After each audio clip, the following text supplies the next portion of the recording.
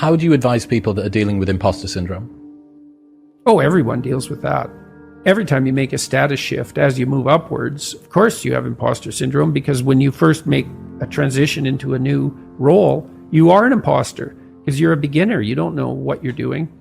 And that doesn't mean you're a liar or a fake. And it doesn't mean you should presume more knowledge than you have. It's, what did Nietzsche say? Every great man is an actor of his own ideal. And that feeds into the imposter syndrome in some sense. If you want to move to the next stage, at some point you have to act like you're already there when you're just barely started. And that's not a lie. It's the willingness. It can be, and it can degenerate into a lie, especially if you presume more than you know. But if you move, let's say you move from being an undergraduate to a graduate student. Well, all the other graduate students and the professors know that you're just a beginning graduate student. They're not going to expect as much from you as they would from a more seasoned graduate student. So you have some leeway that's genuine, but you are, the low-rung occupier of that role. And of course you're going to feel like you're an imposter if you have any sense, because you're just barely there. You just made the transition. That's okay. That's not a problem. First of all, you have to understand that everyone with any sense who isn't narcissistic feels that. And it's actually an indication of your mental health and your competence, as long as that doesn't become crippling. It shouldn't knock you out. I'm such a phony. Well, don't be a phony. That's the first thing.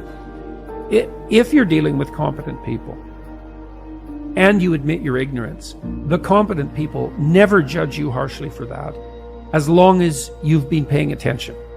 So in my classes, for example, people were often afraid to ask questions. And so sometimes I would point to people and ask them if they had a question, especially the quieter types.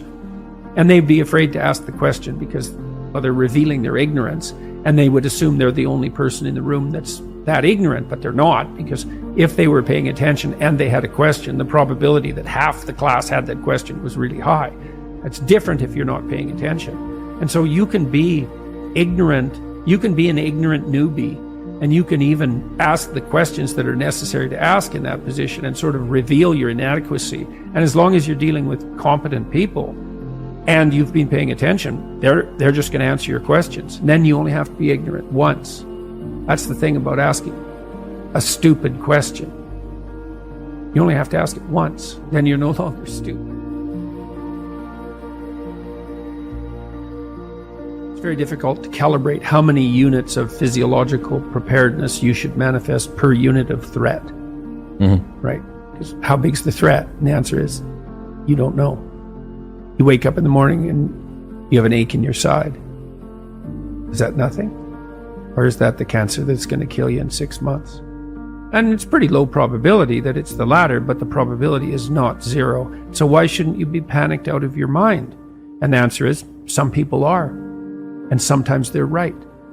So the calibration of threat, especially when it's associated with novelty, is an impossibly difficult computational problem. We have like 10 different mechanisms to try to solve that. And one of the mechanisms is, there's tremendous variability in response. And if you're higher in trait neuroticism, you're going to have the problem you're described all the time. You're going to be doubtful about your competence and the validity of your position. And the only treatment we really know for that is to expose yourself to things that you're afraid of voluntarily and to become braver as a consequence of doing that. But some people have to live with that more than other people. The thing that I realized was that after a while, if you continue to disprove your imposter syndrome in the real world, you have a challenge, you're adamant that you probably won't or might not or don't deserve to get past it, and then you do, after a while, you have to admit to yourself that your imposter syndrome has nothing to do with your capacity and everything to do with your addiction about feeling like an imposter. And that does change. As people age, generally speaking, they become more agreeable, more conscientious, and lower in negative emotion.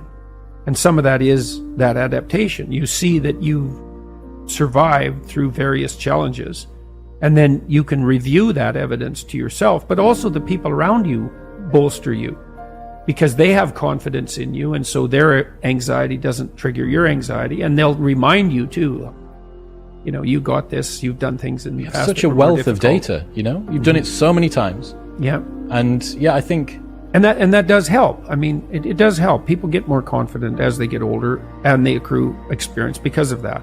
But it's subject to that underlying trait variability and sensitivity to negative emotion. I mean, there's been good psychometric analysis of self-esteem scales and neuroticism scales. And they're pretty much the same thing reversed. And so, are you confident in yourself? Self-esteem. Do you lack confidence? Trait neuroticism. And so it is harder for some people because it takes more evidence for them to dampen down their response to threat. So, and it's partly because we're all adapted to some degree to the failure of induction, right? Just because something happened multiple times in the past does not mean necessarily that it will happen the next time. And that's it's the farmer and chicken problem, right? Farmer's always feeding the chicken. Chicken thinks the farmer's his best friend, but one day the chicken is dinner. And that's induction. There was a stable pattern in the past. You come to rely on it, but at any time that axiom can be disproved. And so the fact that we have variability in trait neuroticism is a consequence of the probability of the failure of induction. It's a very difficult problem to solve, how to regulate negative emotion. But I would say that the best way we know is to keep facing challenges voluntarily, pay attention at a rate that works for you, develop your competence. That actually stabilizes the environment around you, so it actually is less predictable and less threatening. Plus you accrue that evidence and you get the social support for doing so. That's your best pathway forward. So there's this idea that Carl Jung developed. He extracted it, I don't know from where, from some ancient writings that he was familiar with. I believe they were Jewish writings. He said that, classically speaking, traditionally speaking, God was viewed to rule being with two hands, the right hand and the left hand, and the right hand was justice. And that was, you're going to get what's coming to you. But the left hand was mercy. And the idea essentially was that the cosmos could not exist without the proper combination of justice and mercy. You should get what's coming to you. But people are fallible and they make mistakes. And so it's reasonable to apply that to yourself. You know, there's an idea that's been developed by psychologists over the last few decades that people are basically narcissistic and that they generally feel that they're better at most things than other people. I don't buy that. I don't think the experimental evidence for that is very strong, and I certainly haven't seen that, for example, in my clinical practice, where I've seen that people are generally far harder on themselves than they are on other people.